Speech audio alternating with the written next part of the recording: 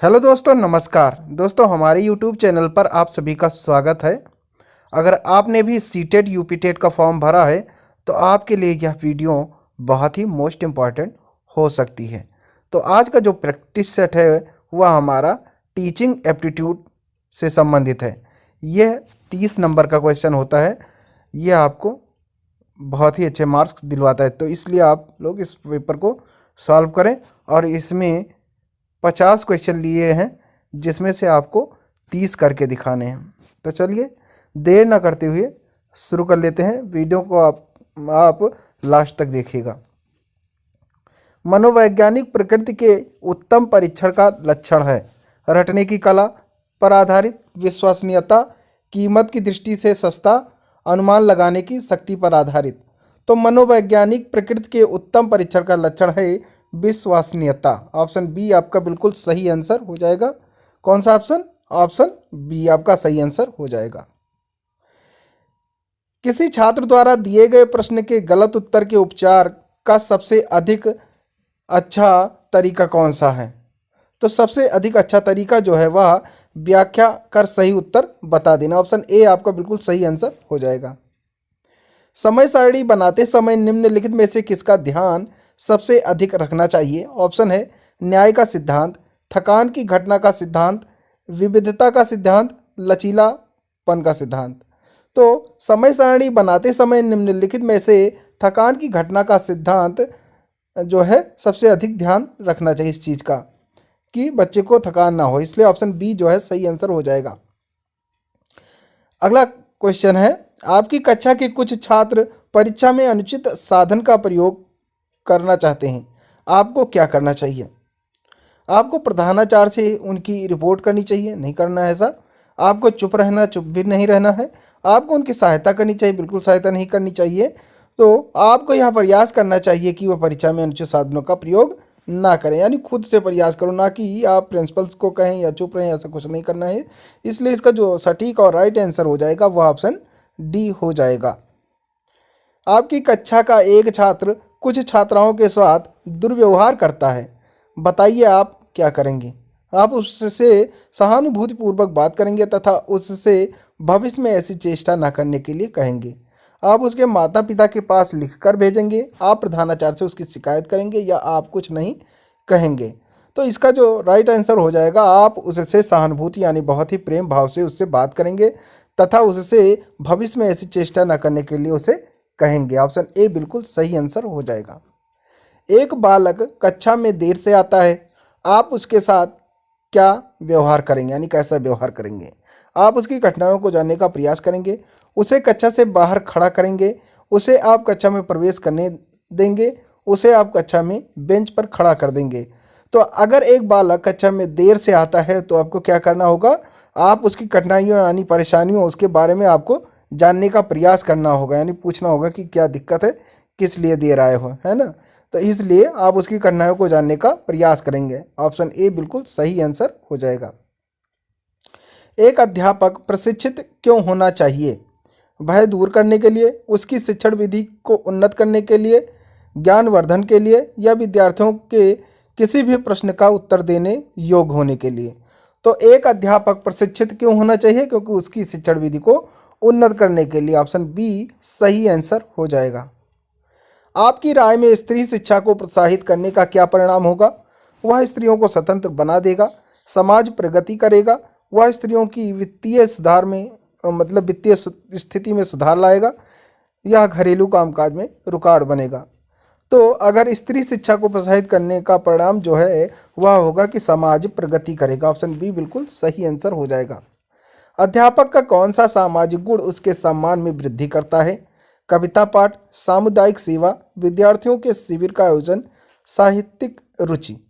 तो अध्यापक का सामुदायिक सेवा जो है वह सामाजिक गुण उसके सम्मान में वृद्धि करता है, इसलिए ऑप्शन बी जो है वह बिल्कुल सही आंसर हो जाएगा। अगला प्रश्न है,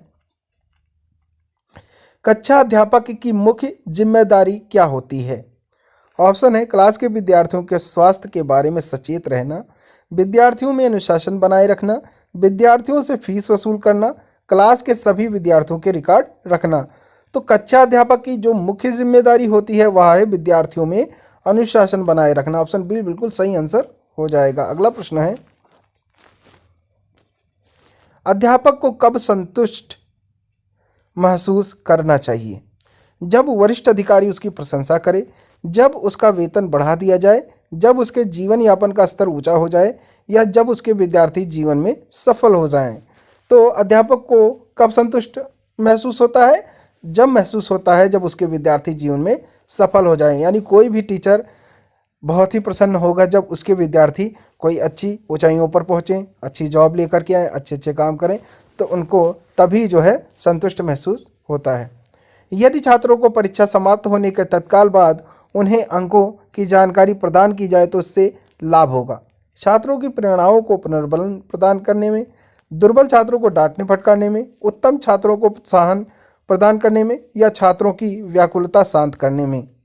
तो यदि छात्रों को परीक्षा समाप्त होने के तत्काल बाद उन्हें अंकों की जानकारी प्रदान की जाए तो इससे उत्तम छात्रों को प्रोत्साहन प्रदान करने में लाभ होगा। इसलिए ऑप्शन सी बिल्कुल सही आंसर हो जाएगा। एक अध्यापक को बाल मनोविज्ञान का ज्ञान होना आवश्यक है क्योंकि यह सहानुभूति का उन्नयन करता है, यह आत्मविश्वास में वृद्धि करता है, यह शिक्षा प्रक्रिया में योगदान देता है, यह शिक्षण को प्रभावशाली बनाता है। तो एक अध्यापक को बाल विज्ञान का ज्ञान होना आवश्यक है क्योंकि यह शिक्षण को प्रभावशाली बनाता है। क्या है? यह जो है शिक्षण को प्रभावशाली बनाता है। इसलिए ऑप्शन डी बिल्कुल सही आंसर हो जाएगा। विद्यालय में छात्रों को गृह कार्य देने की प्रथा है क्योंकि छात्र कुसंगति से बच जाते हैं, छात्र घर जाकर विषय वस्तु की पुनरावृत्ति करते हैं, छात्र अपने कार्य में व्यस्त रहते हैं, या छात्र स्वतंत्र अध्ययन की प्रवृत्ति का विकास होता है। तो विद्यालय में छात्रों को गृह कार्य देने की प्रथा है क्योंकि इससे क्या होता है कि छात्र स्वतंत्र अध्ययन, यानी उनके ऊपर कोई दबाव नहीं रहता है, वह घर पर अध्ययन की प्रवृत्ति का विकास हो जाता है। इसलिए ऑप्शन डी जो है बिल्कुल सही आंसर हो जाएगा। एक शिक्षक को कक्षा में उत्तम अनुशासन बनाए रखने के लिए उपाय करना चाहिए। तो छात्रों को उत्तम ढंग से पढ़ा सकें करके, छात्रों के लिए उचित दंड व्यवस्था का प्रावधान करके, अनुभवी शिक्षकों के अनुभवों से लाभ प्राप्त करके, या छात्रों से मित्रता करके। तो एक शिक्षक को कक्षा में उत्तम अनुशासन बनाए रखने के लिए उपाय करना चाहिए। तो क्या उपाय करना चाहिए शिक्षक को? छात्रों को उत्तम ढंग से पढ़ा करके। ऑप्शन ए बिल्कुल सही आंसर हो जाएगा। अगला क्वेश्चन है, मनोविज्ञान का संबंध प्राणी मात्र के व्यवहार के अध्ययन से है, जबकि शिक्षा मनोविज्ञान का क्षेत्र मात्र मानवीय व्यवहार के अध्ययन से, केवल शैक्षिक संस्थितियों में मानव व्यवहार से। दोनों उपरोक्त में से कोई नहीं। तो इसका जो सटीक आंसर हो जाएगा मात्र मानवीय व्यवहार के अध्ययन से और केवल शैक्षिक संस्थितियों के मानव व्यवहार से, अर्थात दोनों जो है वह सही आंसर हो जाएगा। मूल्यांकन को मापने की विधि है गुणात्मक विधि, परिमाणात्मक विधि, उपरोक्त दोनों, या इनमें से कोई नहीं, या इनमें से सब। तो मूल्यांकन को मापने की विधि जो है वह गुणात्मक विधि और परिमाणात्मक विधि, उपरोक्त दोनों हो सकती है। इसलिए ऑप्शन सी जो है वह बिल्कुल सही आंसर हो जाएगा। अचेतन मन का अध्ययन किया जाता है बहिरंग विधियों द्वारा, मनोविश्लेषण विधियों द्वारा, अंतरण विधियों द्वारा, या निरीक्षण विधियों द्वारा। तो अचेतन मन का अध्ययन जो है वह मनोविश्लेषण विधियों द्वारा किया जाता है। ऑप्शन बी बिल्कुल सही आंसर हो जाएगा। मनोविश्लेषणात्मक प्रणाली के जन्मदाता हैं C.H. जुड, सिगमंड फ्रायड, जी लेसर एंडरसन, या स्ट्राउड। तो मनोविश्लेषणात्मक प्रणाली के जन्मदाता सिगमंड फ्रायड हैं। ऑप्शन बी बिल्कुल सही आंसर हो जाएगा। निम्नांकित में से मनोविज्ञान की अध्ययन विधियों में प्राचीनतम विधि है अंतर्दर्शन विधि, प्रयोगात्मक विधि, व्यक्ति इतिहास विधि, या विकासात्मक विधि। तो निम्नांकित में से मनोविज्ञान की अध्ययन विधियों में प्राचीनतम विधि है अंतर्दर्शन विधि। ऑप्शन ए बिल्कुल सही आंसर हो जाएगा। अगला प्रश्न है, वर्तमान समय में मनोविज्ञान है व्यवहार का विज्ञान, चेतना का विज्ञान, मस्तिष्क का विज्ञान, या फिर आत्मा का विज्ञान। तो वर्तमान समय में जो मनोविज्ञान है वह व्यवहार का विज्ञान है। किसका विज्ञान है? व्यवहार का विज्ञान है। इसलिए ए ऑप्शन बिल्कुल सही ऑप्शन हो जाएगा। शिक्षा मनोविज्ञान का विषय क्षेत्र नहीं है। शैक्षिक मूल्यांकन, सीखने की प्रक्रिया, खेलों का प्रशिक्षण, व्यक्तित्व का व्यवस्थापन। तो शिक्षा मनोविज्ञान का विषय क्षेत्र शैक्षिक मूल्यांकन नहीं है। ऑप्शन ए बिल्कुल सही आंसर हो जाएगा। नेक्स्ट क्वेश्चन है, शिक्षा मनोविज्ञान की प्रकृति के संबंध में कहा जा सकता है यह सर्वव्यापी है तो सार्वभौमिक भी है।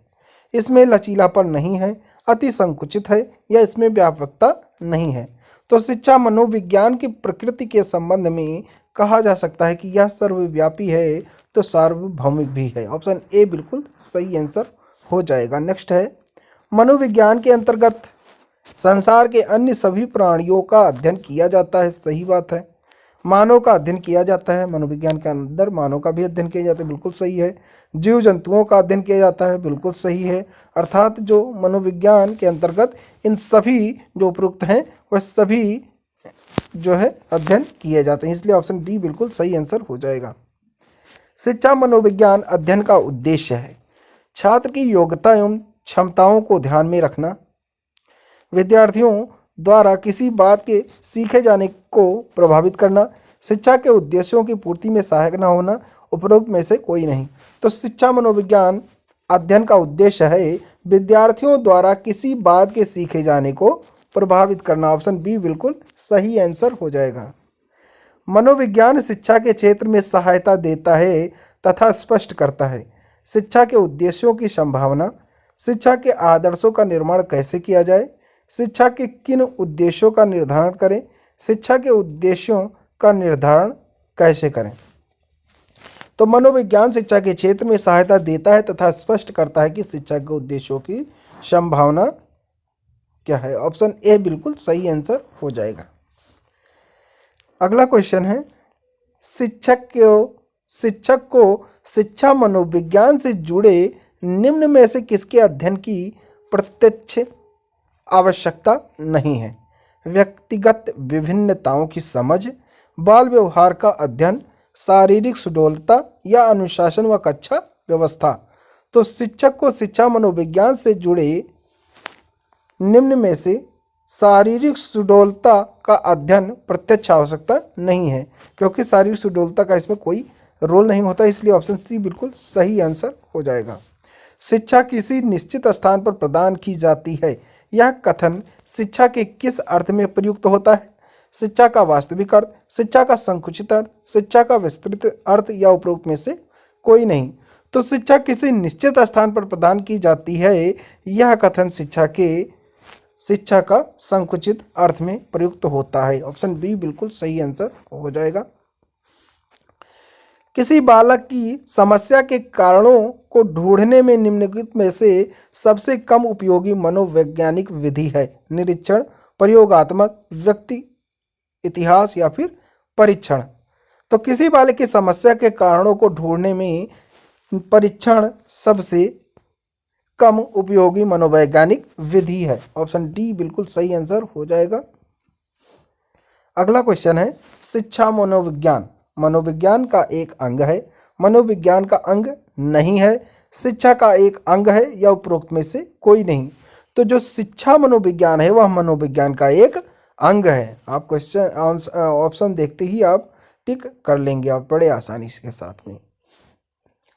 शिक्षक मनोविज्ञान के ज्ञान द्वारा बालकों की आर्थिक स्थिति द्वारा पारिवारिक स्थिति की जानकारी लेकर शिक्षा देता है, बुद्धि तथा रुचियों की जानकारी करके शिक्षा देता है, प्रकृति को जानकर शिक्षा देता है, या उपरोक्त सभी। तो शिक्षक मनोविज्ञान के ज्ञान द्वारा बालकों को उपरोक्त सभी जो हमने अभी पढ़ करके बताए हैं वह सही है। मनोविज्ञान का शिक्षा के क्षेत्र में योगदान है। शिक्षक को छात्रों की आवश्यकता का ज्ञान, सही है। अब शिक्षा बाल केंद्रित हो गई है, बिल्कुल सही है। शिक्षक बालकों से निकट का संपर्क स्थापित करने का प्रयास करता है, अर्थात उपरोक्त सभी आंसर आपके सही हो जाएंगे। शिक्षा मनोविज्ञान की उत्पत्ति मानी जाती है वर्ष 1920 से, वर्ष 1947 से, वर्ष 1940 से, या फिर वर्ष 1900। तो शिक्षा मनोविज्ञान की उत्पत्ति जो है वह 1900 से मानी जाती है। ऑप्शन डी बिल्कुल सही आंसर हो जाएगा। अगला क्वेश्चन है, मनोविज्ञान शब्द के समांतर अंग्रेजी भाषा के शब्द साइकोलॉजी की उत्पत्ति किस भाषा से हुई है। ऑप्शन है संस्कृत भाषा, लैटिन भाषा, ग्रीक भाषा या फिर फ्रेंच भाषा। तो जो साइकोलॉजी शब्द है उसकी उत्पत्ति ग्रीक भाषा से हुई है। किस भाषा से? ग्रीक भाषा से हुई है। ऑप्शन सी बिल्कुल सही आंसर हो जाएगा। अगला क्वेश्चन है, शिक्षा मनोविज्ञान का अध्ययन अध्यापक को इसलिए करना चाहिए ताकि इससे वह अपनी परीक्षाओं में प्रथम आ सके, इससे शिक्षक को आत्मसंतुष्टि मिल सके, इससे वह दूसरों को प्रभावित कर सके या फिर इसकी सहायता से अपने शिक्षण को अधिक प्रभावशाली बना सके। तो शिक्षा मनोविज्ञान का अध्ययन अध्यापक को इसलिए करना चाहिए क्योंकि इसकी सहायता से अपने शिक्षण को अधिक प्रभावशाली बना सके। कौन? शिक्षक। इसलिए ऑप्शन डी बिल्कुल सही आंसर हो जाएगा। मनोविज्ञान शिक्षा के क्षेत्र में सहायता देता है तथा बताता है शिक्षा के उद्देश्य संभावित है अथवा नहीं, शिक्षा के कौन कौन से उद्देश्य निर्धारित करें, शिक्षा के आदर्शों का निर्माण कैसे करें, शिक्षा के उद्देश्यों का निर्धारण कैसे करें। तो मनोविज्ञान शिक्षा के क्षेत्र में सहायता देता है तथा बताता है कि शिक्षा के उद्देश्य संभावित है अथवा नहीं। ऑप्शन ए बिल्कुल सही आंसर हो जाएगा। नेक्स्ट है, किस मनोवैज्ञानिक अध्ययन विधि में उत्तरदाता प्रश्नकर्ता के सम्मुख नहीं बैठता? साक्षात्कार विधि, केस स्टडी विधि, प्रश्नावली विधि या निरीक्षण विधि। तो किस मनोवैज्ञानिक अध्ययन यानी प्रश्नावली विधि द्वारा उत्तरदाता प्रश्नकर्ता के सम्मुख नहीं बैठता है? इसलिए ऑप्शन सी जो है सही आंसर हो जाएगा। निम्नांकित में से मनोविज्ञान की अध्ययन विधियों में से प्राचीनतम विधि है। तो जो सबसे प्राचीनतम विधि है वह है अंतर्दर्शन विधि। कौन सी विधि? अंतर्दर्शन विधि को हम प्राचीनतम विधि कहते हैं। ऑप्शन डी बिल्कुल सही आंसर हो जाएगा। आंकड़ों का व्यवस्थापन करने हेतु संकलित आंकड़ों के संबंध में निम्नलिखित कार्य करना होता है। तो कौन सा कार्य करना होता है? वर्गीकरण, श्रेणीयन, आलेख, निरूपण। अर्थात उपरोक्त सभी आंसर आपके सही हो जाएंगे। शिक्षा मनोविज्ञान में जिन बालकों के व्यवहार का अध्ययन किया जाता है वह है समस्यात्मक, मंदबुद्धि, पिछड़े हुए या उपरोक्त सभी। तो शिक्षा मनोविज्ञान में जिन बालकों का व्यवहार का अध्ययन किया जाता है उपरोक्त सभी हो जाएंगे क्योंकि इसमें समस्यात्मक, मंदबुद्धि, पिछड़े हुए बालक सम्मिलित होते हैं। ठीक है, तो आज के लिए बस इतना ही। नेक्स्ट प्रैक्टिस सेट देखने के लिए आप हमारे चैनल को सब्सक्राइब कर बेल आइकन प्रेस कर दें जिससे कि हमारे वीडियो डालते ही आपको नोटिफिकेशन मिल सके। तो चलिए, थैंक यू। जय हिंद, जय भारत।